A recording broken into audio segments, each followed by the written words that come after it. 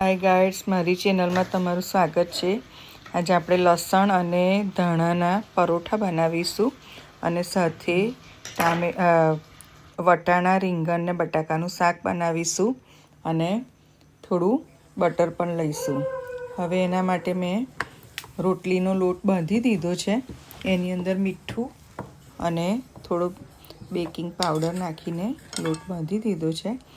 હવે જે ધાણા અને લીલું લસણ છે એની અંદર મેં મીઠું અને લાલ મરચું નાખ્યું છે અને આ વચ્ચે ફિલિંગ માટે મૂકી દીધું છે। હવે આપણે એનો ત્રિકોણ આકાર આપીશું, જેથી આપણે જે અંદર ભરેલું વસ્તુ છે એ બહાર ના નીકળે। આ બાળકો માટે બેસ્ટ ઓપ્શન છે।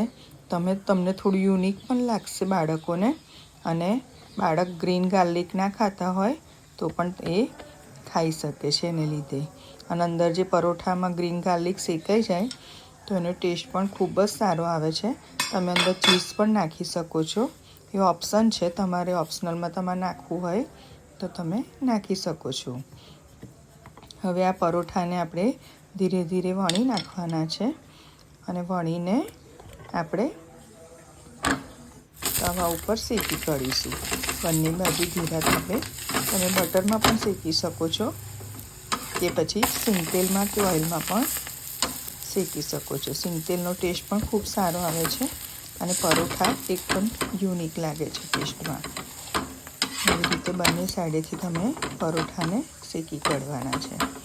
હવે તમે પીસ કરીને બાળકોને લંચ બોક્સમાં આપો તો એ ખૂબ જ ટેસ્ટી લાગે છે।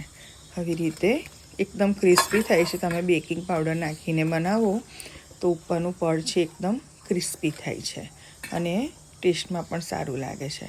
હવે આપણે તેની સાથે જે આપણે શાક બનાવવાનું છે, સબ્જી બનાવવાની છે રસાવાળી, એ બનાવીશું। હવે તેના માટે મેં પહેલાં તેલમાં વઘારમાં જીરું મૂક્યું છે, થોડી હિંગ નાખી છે અને સમારેલા ટામેટાં એડ કરી દીધા છે।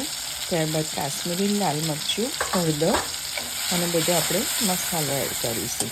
તમે આમાં લસણી મરચું પણ નાખી શકો છો, કાં તો લસણ ટીલીને પણ નાખી શકો છો। તમારી મરજી મુજબ તમે બધું એડ કરી શકો છો।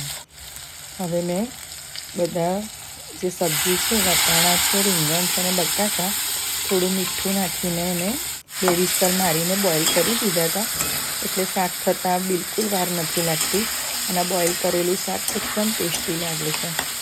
અને તમારે રસો થોડો કરવો હોય તો તમે એની અંદર પાણી પણ એડ કરી શકો છો। આવું શાક પણ રાખી શકો છો અને પાણી પણ એડ કરી શકો છો। હવે થોડું ધાણા જીરું પાવડર નાખીશું ને ગરમ મસાલો નાખીશું। હવે આપણું શાક રેડી છે, તમે ખાઈ શકો છો।